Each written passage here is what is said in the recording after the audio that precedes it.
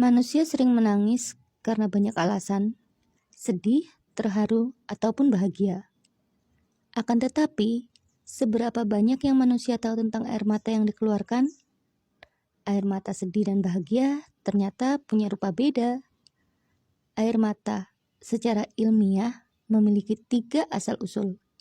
Air mata karena rasa sedih, bahagia, dan lainnya disebut air mata emosi. Air mata lain disebut basal. Memang dikeluarkan dalam jumlah kecil untuk membasahi mata. Satu lagi adalah air mata refleks sebagai respon terhadap iritasi dan debu. Masing-masing air mata punya rupa berbeda, dipengaruhi oleh kandungan kimianya.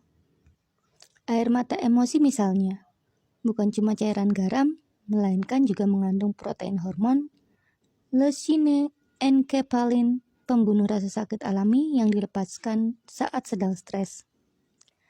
Air mata adalah bahasa utama manusia saat menghadapi kematian, kelaparan, dan lainnya.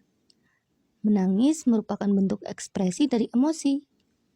Terlepas dari bentuk ekspresi dari emosi, menangis ternyata memberi manfaat untuk kesehatan seperti membuang racun pada tubuh serta menjaga keseimbangan emosional.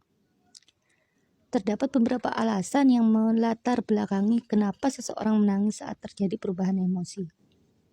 Alasan yang pertama adalah emosi yang sedang tidak stabil.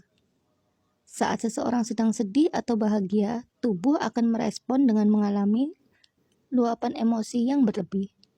Untuk menyeimbangkannya, seseorang harus mengekspresikannya. Salah satunya adalah menangis. Alasan berikutnya adalah saat tubuh dalam kondisi stres. Stres terjadi tidak hanya saat menghadapi beban yang berat. Kondisi ini dapat terjadi saat seseorang tertekan secara emosi, baik itu terlalu sedih atau terlalu gembira. Mencari simpati juga dapat dijadikan alasan untuk menangis.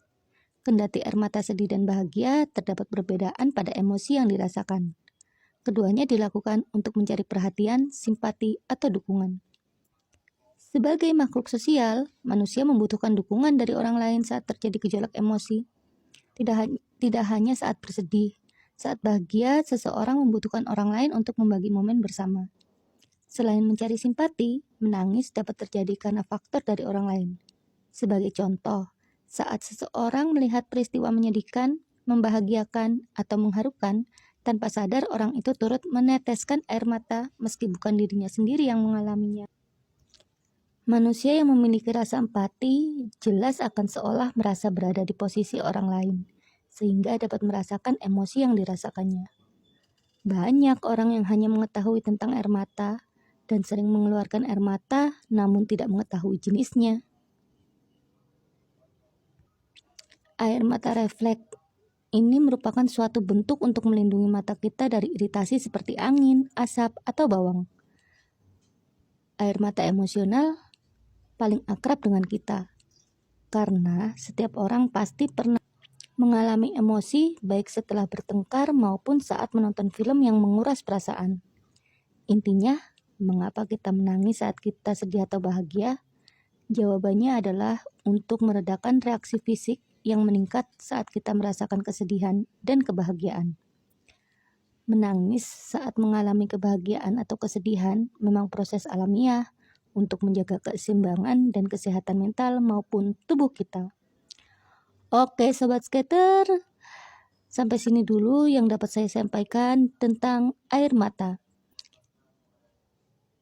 Jika ada kata-kata saya yang salah, ya harus dimaafkan karena saya hanya manusia biasa yang tidak lepas dari salah dan lupa. Bye.